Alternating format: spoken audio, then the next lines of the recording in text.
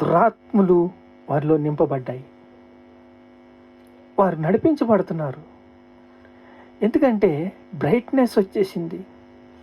మనిషిలోకి ఒక వికారమైన మనస్సు వచ్చేసింది. లోకములో వెలుగు వచ్చును కానీ చీకటి దానిని గ్రహింపకుండును. యేసయ్య లోకానికి వచ్చాడు. వచ్చిన కాంచి వాక్యం తెచ్చాడు.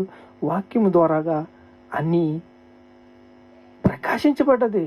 రుచి చూచి తెలుసుకోమన్నాడు యేసయ్య. యేసు నామము రుచి ఎరిగి తెలుసుకోండి. పాట ఉంటుంది, రుచి చూచి ఎరిగి తిని యెహోవా ఉత్తముడనియు. రుచి చూచి ఎరగాలండి. వారి యొక్క ఆత్మస్థితి రోగం పట్టింది. రోగ నిరోధక శక్తి ఎక్కడుంది? యేసు నామానికి విరుగుడ. యేసు నామంలో ప్రార్థన చేస్తే యేసు నామానికి నువ్వు జయించు, నీకు ఇస్తానన్నాడు. శత్రు బలమంతటి మీద నీకు అధికారం ఇచ్చాడు. శత్రు బలవంతుడి మీద నీకు అధికారం ఇచ్చి నువ్వు జయించు.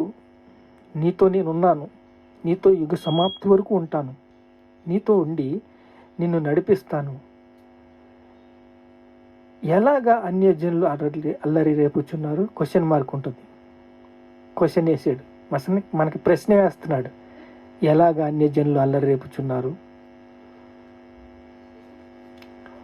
వ్యర్థమైన దానిని ఆలోచించుచున్నారు.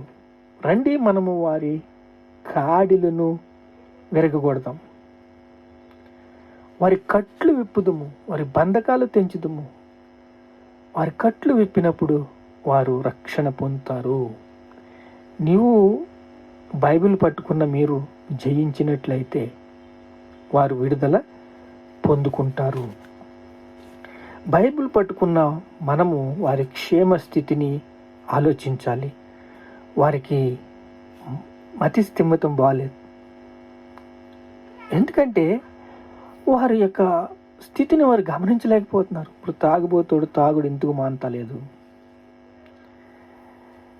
అన్ని విషయాల్లో డాక్టర్లు కూడా తాగుతున్నారు.